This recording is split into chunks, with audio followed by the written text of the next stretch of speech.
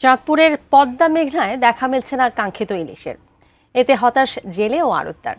বিস্তারিত জানাতে চাঁদপুর ইলিশ অবতরণ কেন্দ্র থেকে আমাদের সাথে সরাসরি যুক্ত হচ্ছেন আমাদের প্রতিনিধি বিল্লাল ঢালি।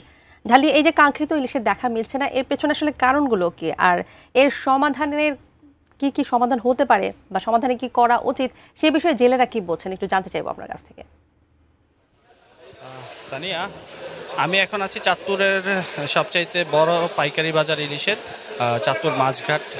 এখানটাতে 1 তারিখ থেকে এখানে ইলিশ মাছ ক্রয় বিক্রয় শুরু হয়েছে অভিযান শেষে। 1 তারিখে আমরা যে ধরনের ইলিশের কেজি প্রতি মূল্য দেখেছিলাম তার থেকে কিন্তু প্রতিদিনই এই ইলিশের দাম বৃদ্ধি পাচ্ছে। আজকের বাজারে একটু জানিয়ে রাখতে চাই আপনাকে, আজকের বাজারে 1 কেজি ওজনের ইলিশ বিক্রি হচ্ছে 3200 থেকে 3300 টাকা কেজি দরে। 8 থেকে 900 গ্রামের ইলিশ মাছ যেটি আছে সেটি কিন্তু 2000 থেকে 2200 টাকা কেজি দরে বিক্রি হচ্ছে।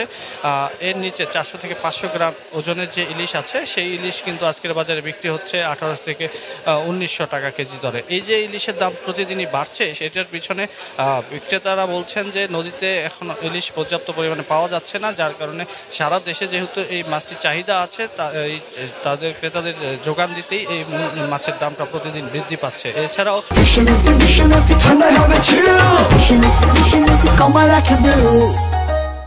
আমি জেলেদের সাথে কথা বলেছিলাম, তারা আমাকে জানিয়েছেন যে তারা নদীতে এখন পর্যন্ত অভিযান শেষে কাঙ্ক্ষিত ইলিশের যে প্রত্যাশা ছিল সেই প্রত্যাশা মাফিক ইলিশ কিন্তু তারা পাচ্ছেন না।